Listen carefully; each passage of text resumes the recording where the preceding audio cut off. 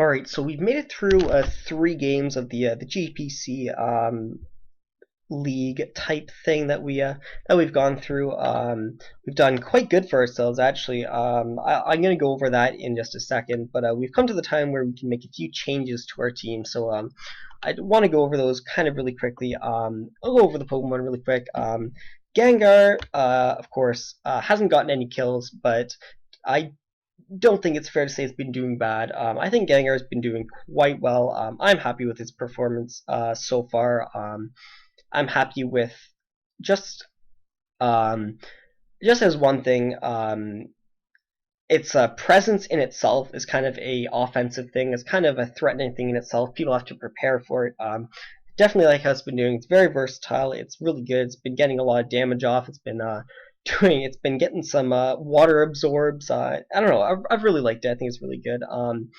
Keldeo, of course, has been really surprising me how insanely good it is. It might be just the fact that I'm facing a lot of teams who are really weak to Keldeo, but I'm very happy with Keldeo. Keldeo's been doing a ton of work. Mega Sableye, shoutouts to David for recommending I pick this up. I'm always, in all honesty, I'm much better with balance than I am with offense, hyper offense. So um, I am definitely really glad that I got Sableye over Lopunny, especially with my the defoggers that I have. I'm definitely glad that I got Sableye. It's been doing really good. Its typing has been very nice. The only problem that I can really see with the team is fairies are a bit of an issue for Sableye, but otherwise Sableye's been doing really good. I really like it. Bronzong, I stand by taking it round 4. It's been doing really good. It's constrained a little bit as my uh, as my initial hazard setter. It's been very constrained in that sense. One game I've had to bring no rocks, no hazards, because I wasn't really bringing Bronzong. So that's one of the things I wanted to change, but Bronzong as a Pokemon has been doing very well. Its typing is a bit iffy, as my initial Steel type, actually is my only Steel type.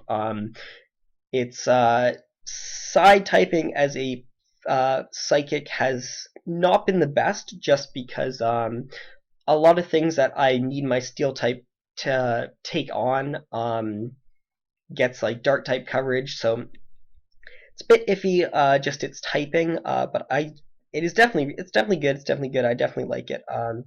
Flygon, well, it hasn't been getting a whole heck of a lot of usage. It's very versatile. It's had a lot of options. It's had a lot of chances. Basically, every team that I faced, Flygon could have been a good option to bring. The one time I did bring it, I didn't get a chance to use Flygon, but that's just because Keldeo stole the spotlight. But yeah, Flygon's good. Flygon is almost always a decent option to bring, no matter what. Whimsicott as my fairy type has actually been working out very well. I'm happy with Whimsicott's performance myself. To be honest with you, I'm happy with it. I'm not going to drop Whimsicott. It's not going anywhere soon. Lantern has probably been one of the MVPs of the team, along with the top 3 Pokemon right here: Gengar, Keldeo, Sableye. Lantern has been doing insanely well. I'm exceptionally surprised with how good it is. Its addition to the team of having a Bolt Beam resist is huge. With a team that's as weak to ice as mine is, having a Bolt Beam resist it's just huge. I can't stress that enough. It's worked out so well. Very happy with Lantern's performance. One of the favorite things on my team right now at the moment, honestly. It's been doing very good. Golbat, the team kind of fails again. Golbat kind of fails against teams that bring a lot of knockoff, a lot of things with knockoff. So it's been a bit iffy against things like that, but Golbat is still a solid Pokemon. It's still a good typing. It's still a good defogger, along with stuff like Flygon. I really like it. I think it's a solid Pokemon. It forms a pretty decent core with Lantern as well, in terms of its type coverage. It's It's a great Pokemon. Got a lot of good move options, and having access to Roost, having access to instant recovery is really important for my defensive Pokemon, because you'll notice things like Lantern, Bronzong, Whimsicott, even if we want to mention Whimsicott, can all get worn down and don't really have very many ways of getting health back.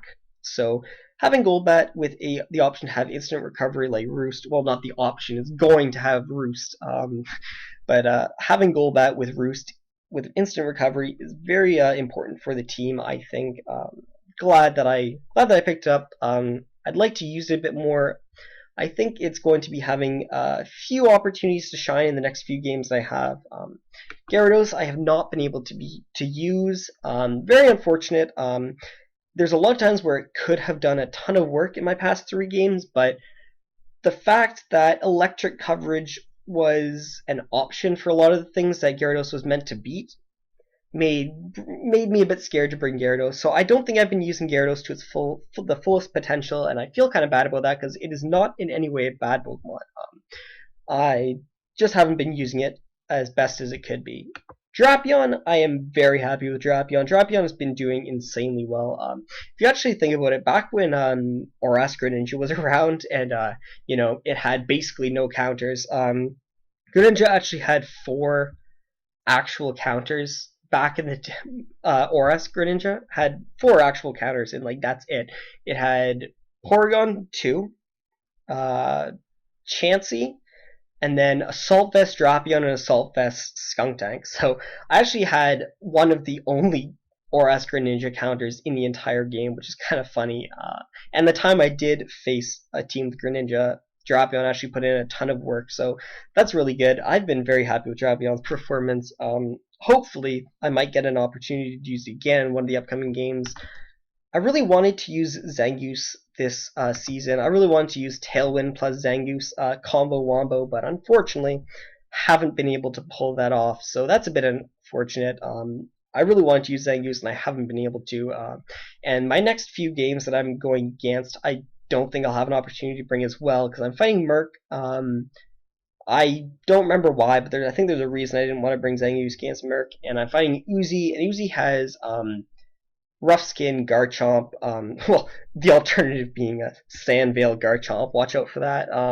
So basically anything having a Rough Skin, even just slapping a Rocky Helmet on something, makes it a decent Zangoose check, just because as long as you survive 1 hit, you're going to be doing, with recoil, a whole bunch of damage back to Zangoose. Because if I have to take 2 hits, if Zangoose has to take 2 hits, that's 12%, 24%, and then Toxic Orb damage, and then if it has to take a second hit, if it has to do a second hit to the Pokemon, it's going to be taking another 12%, another 24%, and then another round of Toxic Orb damage, and Toxic Orb, of course, is going to be increasing every time. So as long as you bring in, if you bring in your Rough Skin Rocky Helmet thing, Zangoose basically is dead, and you basically just traded your Wall Breaker for the opponent's Rough Skin Rocky Helmet thing. So it's a bit unfortunate that I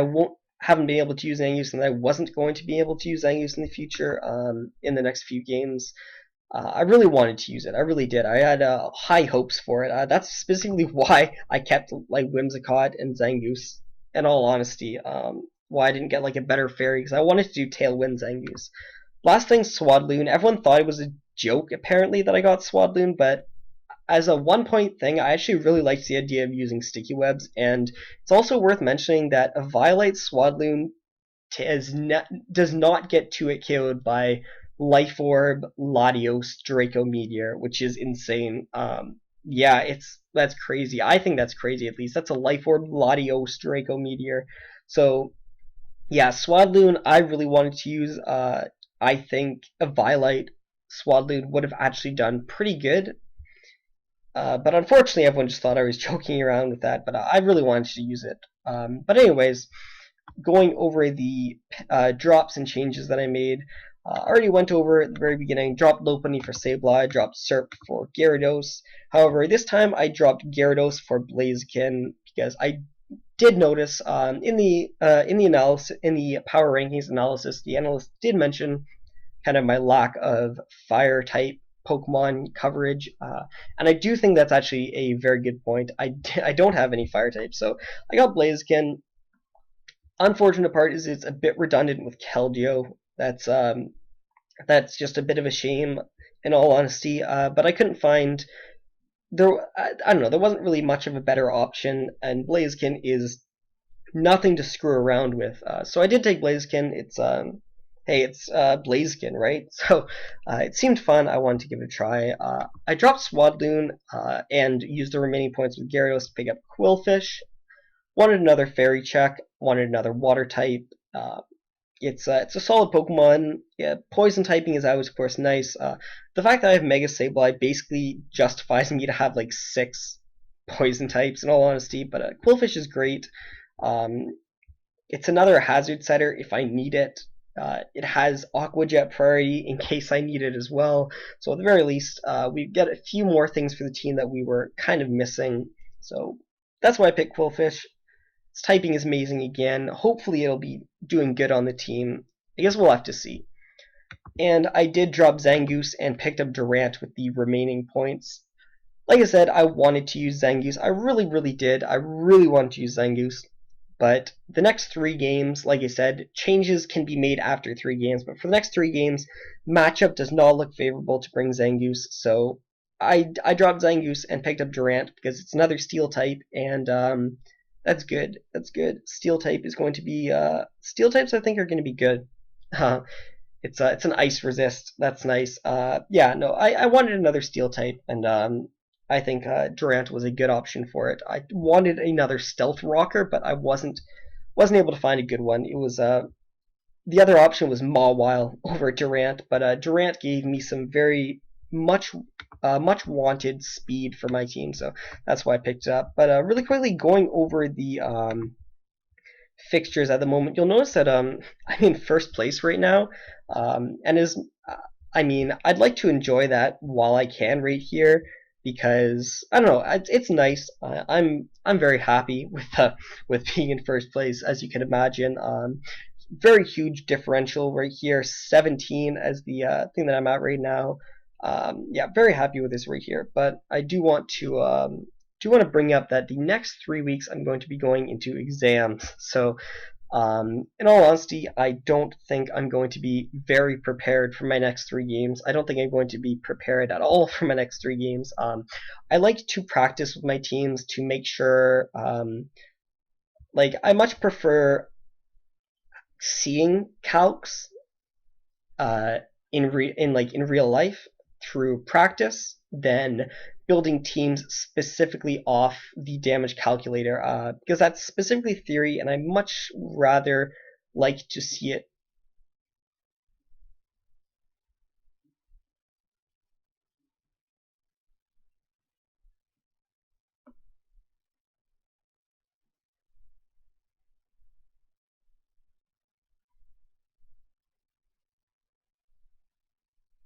To see it in application, to see it in an application. Just I don't know, the calcs stick in your mind a bit better, I think. So because I won't be able to get much practice in with the teams, I don't think I'll be very good with the teams. And of course, because I won't be able to spend much time building them, I don't think they'll be very good. Period. But not only that, but the next 2 people I'm battling are Uzi and Merc, both of which are, I mean, I'm kind of new to the format, so probably not very.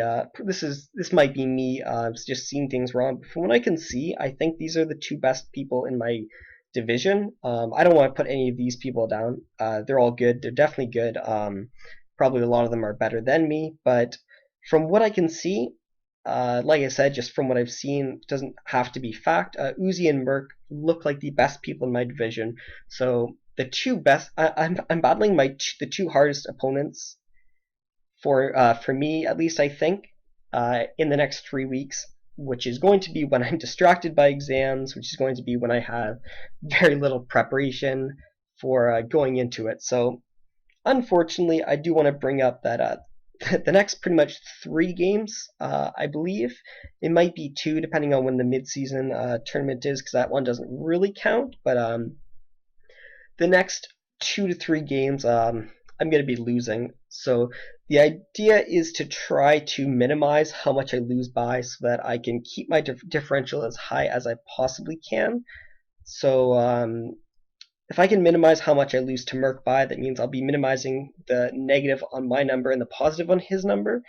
And if I minimize the amount I lose to Uzi, that just means I'll be minimizing my loss. And hopefully I'll be able to come out maybe in second place at the end of exams. That's what I'm hoping at the very least. Because yeah, like I said, yeah, I'm gonna lose the next 2 to 3 games, which is a bit unfortunate. I really wish I would have had been able to play these 2 games when I had a bit more time to plan, a bit more time to go over things and practice. But it is what it is. I'm not going to say I would have won otherwise, but I'm going to say that I think the games would have been a bit more interesting.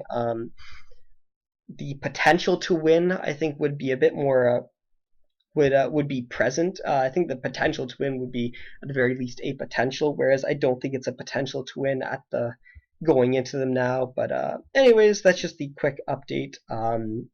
It's been fun being first place, and hopefully my changes can help me out a little bit.